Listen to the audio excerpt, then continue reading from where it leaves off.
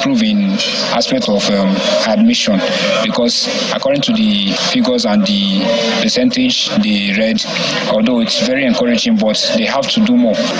JAMB has also approved a gradual migration to full computer-based test mode in 2024 for blind candidates, an exciting time for the blind and other disabled candidates who are getting their dreams for equal opportunities fulfilled. A total of 337 persons with disabilities sat for the 2023 Unified Tertiary Matriculation Examinations across the nation. Victoria Longjohn, Channels Television News. And thank you for staying with us. Yes, any time Ini comes out to talk money, one begins to wonder where we're going next. But thank you so much, Ini, for the insight and an update on the business side and the markets generally. But let's come down here and look at education and what the plan is to get those persons living with disability to involved and then to move forward as well in their education. So here in the studio we have the Registrar of the Joint Admissions and Matriculations Board, Professor Ishak Oloyede, who joins us here in the studio. Thank you for coming in. We understand you're innovating for the sake of those who need to be innovated for. And also here is Jake Ekpele, founder, CEO of TAF Africa. Thank you for joining us. Thank you so much. Thank you. Let's start out with you, Professor Oloyede. You've started something quite innovative, some will say, in JAMB. 11 centers designed to cater for persons with disabilities. I mean, where did that idea come from? Yes, thank you very much. The idea is that those who are suffering some physical disabilities, they require support in order to mainstream them as much as possible. And we find out that they need special attention. And this special attention cannot be easily available in 774 centers across the country. So what we therefore did was to create centers that are as close as possible to where they are coming from. We know that that is even a strain on them. But in order to provide equal opportunity for them, what we have also done is to provide the wherewithal for them and their guide to get to the center. And we created this center across the country so that the closer they are to where the place of abode of these candidates, the better for them. So that's why we created this center. We must thank people like my brother Pele for agreeing to make available to the board their wealth of experience under the leadership of Professor Peter Okebukola. And they came up with, they designed all these innovations that people credit JAMB and my humble self with. But we must thank them for making themselves and their services available. And with people like that, we believe we will be realistic. We will know the practical thing to be done. And I believe that's why we came about the 11 centers, and we keep on expanding the centers. You know, as commendable as that may be, there are those who argue that are they truly retrofitted for people living with disabilities? Well, let me ask you, that you have gone to the centers, you designed them. Are they adequately designed for this? Everything we need to ensure inclusivity of the process. You know, Prof is so humble, and I'm very humble to be appearing with him. You know, this is one of the most honest Nigerian and one with a big heart for the poor and the most vulnerable. I can tell you, because I'm part of everything, he gives us absolute free hand. Both suggestion, design, innovation, everything that we need to cater for, most importantly, the two segments, persons who are blind and persons who are hard in hearing, adequately provided for. They are feeding, a good hotel where they sleep, making sure that they are transported. Not only that, Prof is a very humble man. He doesn't like to talk about his work. But not only that, they go a step further to ensure that when they pass the exam, personally, he gets involved to make sure that they get admission. It can never be anything better. And I think it's a model not only for Nigeria, but the entire continent of Africa. But the question then would be, Prof, how much time would you have to get involved in the admission process of everyone living with disability? Yes, I think it's a matter of structure. The structure must be there. What I do is just supervision. People talk about the registrar.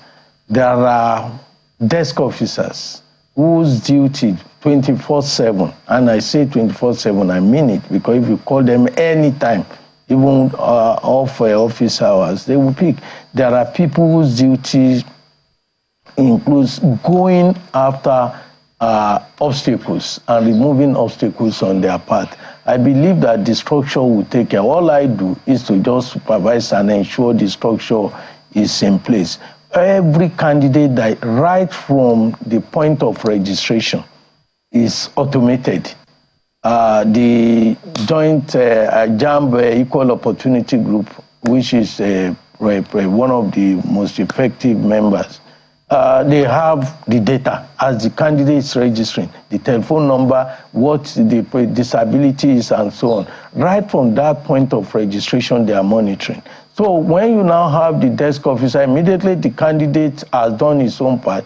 It's the duty of the desk officer to now see that every candidate, each of their problems is, each of the problems is addressed.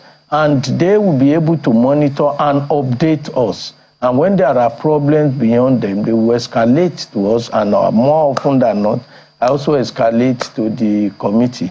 I must say that we are lucky with selfless individuals. We run examination for 10, 15 days in a year for the UTME. But these are people who work every week. Without being pro bono, the Joint Admissions and Matriculation Board Equal Opportunity Group, they meet. In fact, maybe I attend their meetings 3 or 4 times in a year, but they meet regularly, they design, they come up with suggestions, they interact with the candidates, so that when we come out with a policy, it's a policy that has been tested, properly masticated. And by the time they are coming up with it, the disability community will say, oh, this is good for us, not because we are better in designing, but because those people who are practical, who are on the ground, had gone into interacting with the real people. And that's why we have the result of impact, because the programs we are designing will make sure that the beneficiaries have the direct impact of the efforts we are making. Okay, Mr. Pele, you see, that as commendable as that group might be, that's the Equal Opportunity Group. Yeah. Fantastic idea. But then there are those who will argue that, are you not also discriminating now? Because in trying to set up an equal opportunity group, you're now discriminating against some other people because of a certain group of people. No, has that also been considered? No, I don't think so. What we do in the Equal Opportunity Group is to identify where the needs are and design a system very robust to meet those needs. We recognize, because take it or leave it, we don't have the same problem. Everyone have a unique problem, and as those in the demand side, the idea is to look at what is obtainable, what can we do. And you know, the system is designed in such a way that, and Professor Okebukola had brought a fantastic innovative leadership, a listening ear leader.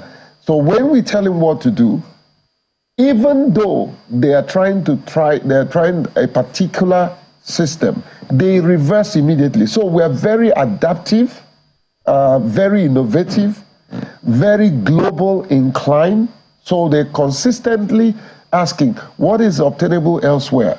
How can we make it better? You know, what is this that we can do? I can tell you that we have almost a 5-10 years plan on how to accommodate everybody. Also, taking into consideration those who are not like us. How do we make them feel comfortable enough to allow us to do what we're doing? You know, it's a work in progress, but it's a work that we're getting the result. And I think many organizations across the country needs to borrow a leaf from what JAMB have done in terms of education of the most marginalized and underserved in this country. And I think this is a role model project for everyone, not only Nigerians, but Africans to copy and implement. Yeah. You know? Prof, the JOG, if I may call it that, as the Joint Equal Opportunity Group, again, a good idea. The design, the centers for the exams, fantastic. Two of you can weigh in on this question. But then the question would be, are the institutions where these people living with disabilities are going to, are they also buying into this idea? What are they doing to ensure that what you've done, for instance, the classrooms are not retrofitted? So what's the guarantee that when they pass the exam, they get the admission, they'll get there and be comfortable? I had a classmate who was visually impaired, and I know what he went to and what we had to do to support. But so are the schools, the institutions buying into this idea? Yes, I would say yes. And thanks again to Georg.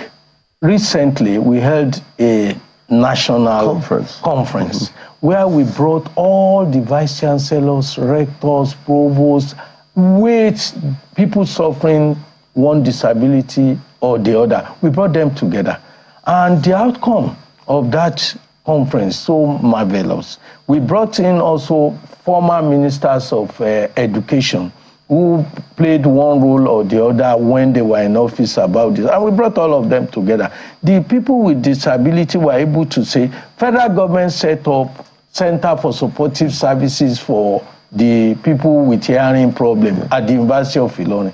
Federal government funded it only for 1 or 2 years, abandoned the project, established one in Jos or somewhere. There was no coordination. No coordination of support for these candidates, for these centers. And the institutions are claiming that they cannot provide what is required. But with the support, with the coming together at the conference, one, we were able to agree, and I think most of the institutions now have it, to have supportive center for supportive people's supportive center, supportive unit for people suffering with one physical disability or the other, which is being entrenched in each of the center. Two, we were able to also inform the institutions of the need, peculiar needs of these people. That the first one is that this year now we have statistics, we have data. Every institution provides to JAMB. These are the people suffering with disability and the classes of disability in each institution. We now set up a Center for Supportive Services for people serving with disability in JAMB itself, so as to coordinate and look into the activities. We now also interacted with the candidate. What are you suffering?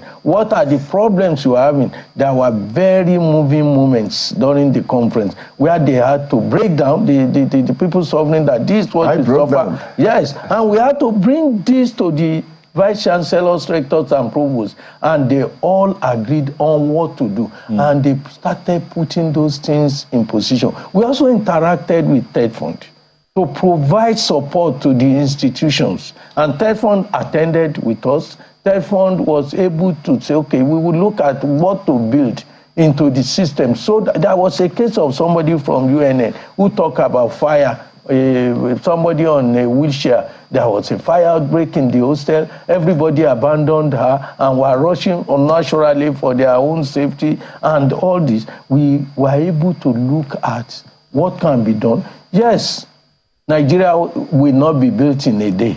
So we believe that we have a lot to do, but we have started doing what we are supposed to do. And that makes me happy. And that is because there is a dedicated group who are working. And we set up a committee under the Vice Chancellor, the chairmanship of the Vice Chancellor of Federal University of Technology, Akure, to now look at these needs. For instance, this year, for the first time, we are having for the blind now, verbal audio book that they are reading instead of somebody reading to them. We are creating audio book. We are looking into what can be done for the deaf. You know, the deaf, the case is even peculiar because you wouldn't even be able to identify them.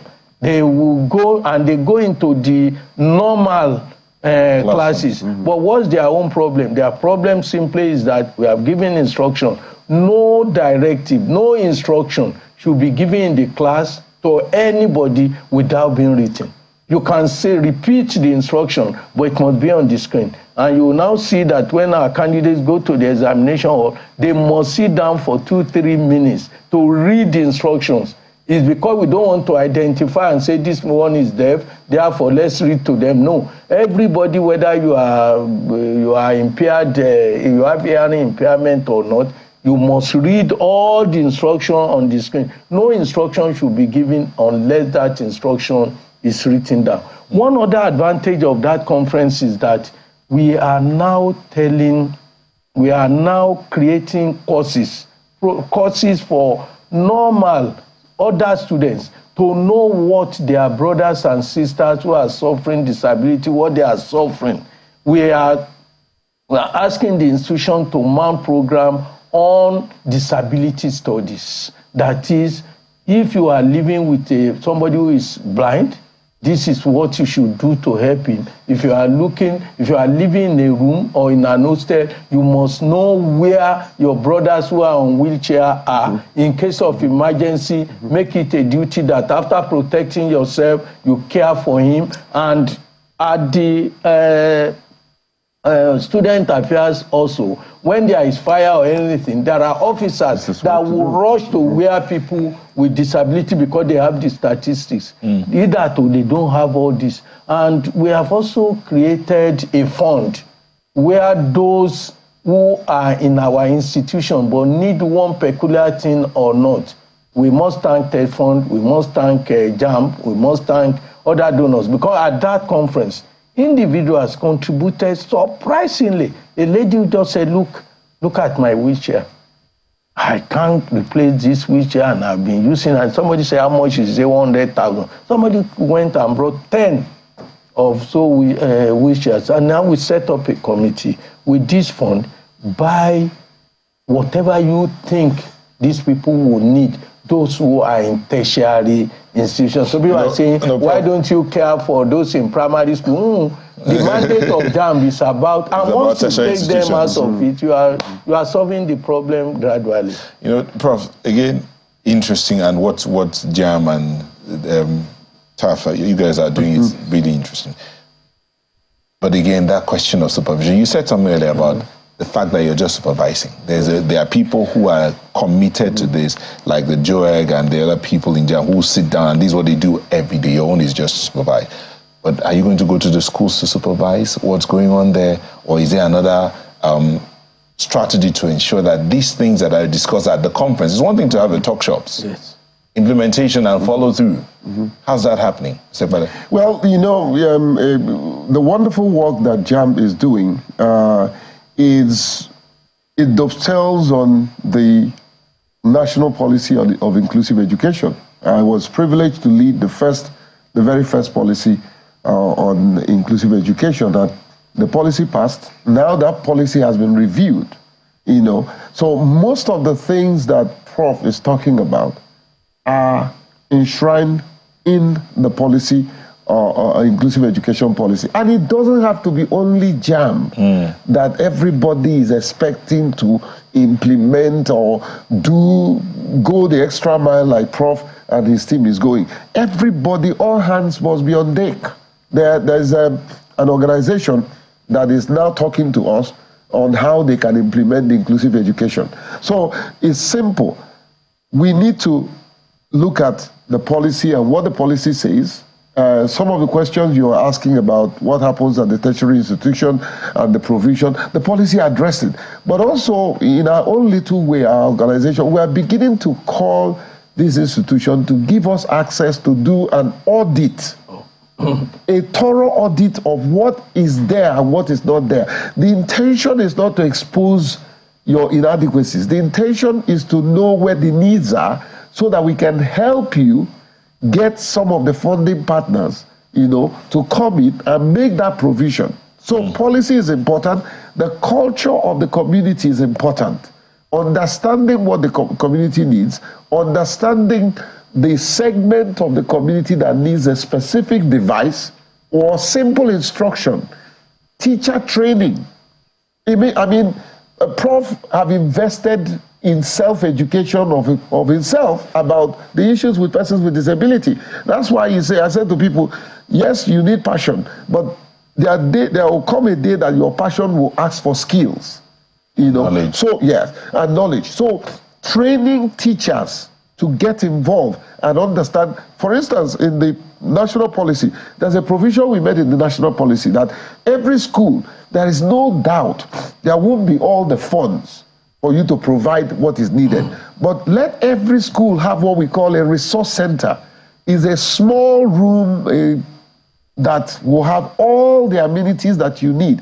If you need magnifying glasses for persons with albinism, is there. If you need braille, is there. So every student that needs that will just go there. So you don't necessarily need to have it in the whole school. No, you can't. We can't afford it. Yeah, okay. We can't afford it. I saw that in South Africa. I brought it into the policy, and he's working in South Africa, and he can work here. I thought you actually said you met it in the policy, but you... No, we enshrined it in the policy. Let's take this to Ayo. I think he has a couple of questions. Ayo. Well, we might just be able to take just one question, Chimba, beg your pardon, Nyota. And it speaks to, it was like, Prof knew what I wanted to ask. But I'm going to ask Mr. Epele that question. How do we, since you're talking about the inclusive education and all of the initiatives that Prof has talked about, how do we include the students that they're going to be in the same class with? What are we communicating? I know that Prof was trying to spit that. What should be communicated to the students with whom people living with disabilities will have to, people who they're going to be in class with?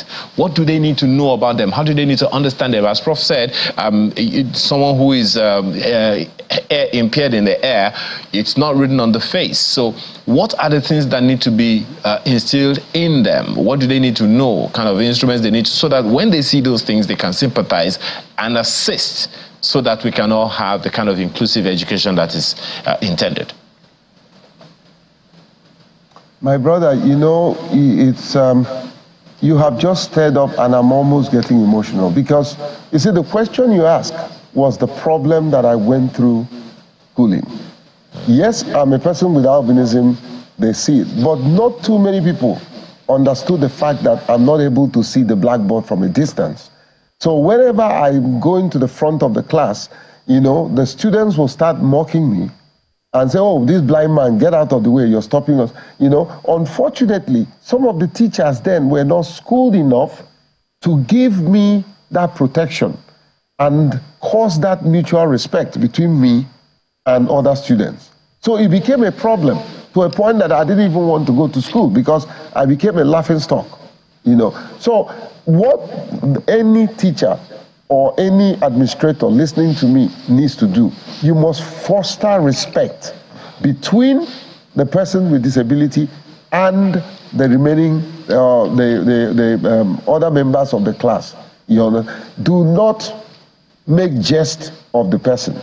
Let the entire class understand the need of that person and stir up empathy, not necessarily sympathy. Stir up empathy. If they have compassion in their heart, they will see to the need of the individual in question. So there's a need for, like I said, teachers training, so that the teachers will understand the needs of these people. JAMB have invested in us that training and training tool. So we're consistently being educated. We're among professors, who have experience. So we're consistently being educated. So we're able to invigilate these exams and instill confidence in the people, and also guide them. There are times that I'll tell the invigilators, no, you don't talk to them like that. You don't use certain language, Be patient. At the time I stop exam, I say, no, you're being too hard on this candidate. Be patient. So there's a need. I just want to go ahead, Prof. Make this point. one of the